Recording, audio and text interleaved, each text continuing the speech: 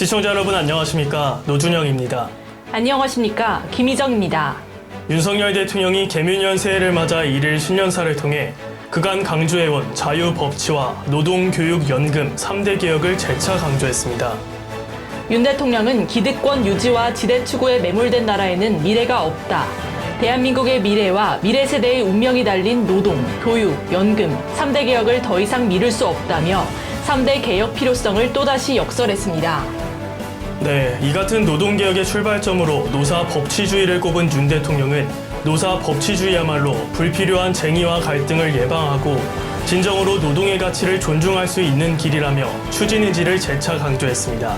그러면서 윤 대통령은 올해 세계 경제는 그 어느 때보다 경기 침체의 가능성이 크다며 세계 경기 침체의 여파가 우리 실물 경제의 둔화로 이어질 수 있는 엄중한 경제 상황을 면밀하게 점검해 나가야 한다고 말했습니다. 이 시각 주요 뉴스입니다. 북한이 새해 첫날부터 도발을 이어감에 따라 남북 강대강 구도가 이어지는 가운데 한반도의 긴장이 고조되고 있습니다.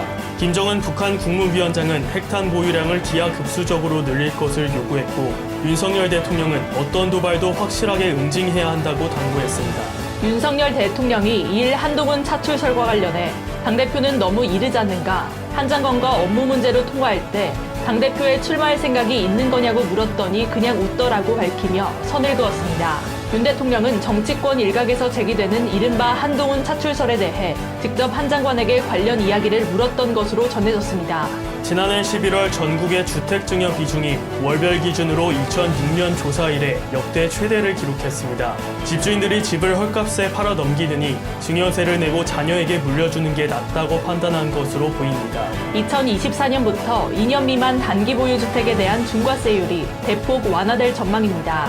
정부가 올해 단기 다주택 보유자에게 세금 부담이 큰 양도세에 대한 개편 작업을 진행하면서 조정 대상 지역 2주택자 등 다주택자에 대한 양도세 중과 제도도 폐지될 것으로 보입니다.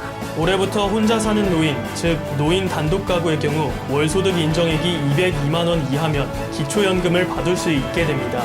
보건복지부는 올해 기초연금 선정 기준액을 단독 가구 월소득 인정액 202만 원, 부부 가구 323만 2천 원으로 인상한다고 밝혔습니다. 전국 장애인 차별철폐연대가 2일 지하철 탑승 시위를 재개하려고 했으나 4호선 삼각지역에서 승차를 저지당했습니다. 서울교통공사 측은 이날 전장연의 시위 중단을 요구하고 불응하면 열차 탑승을 막겠다고 경고한 가운데 박경석 전장연 대표는 법원 조정안을 수용해달라고 요구했으나 지하철 탑승에는 실패했습니다. 러시아와 우크라이나가 2023년 새해를 맞이해 대규모로 전쟁 포로를 교환했다고 밝혔습니다. 양국은 200명 이상의 대규모 포로 교환을 진행했고 이는 지난해 2월 개전 이래 이뤄진 최대 규모의 교환입니다. 가수 아이유와 배우 이종석이 각자 소속사를 통해 열애를 지난달 31일 공식 인정했습니다. 이어 아이유와 이종석은 각자 팬카페에 글을 올리며 오랜 동료였던 분과 서로 의지하며 좋은 마음을 키우고 있다. 지금 저를 더 나은 사람이고 싶게 한다며 각자의 입장을 표명했습니다.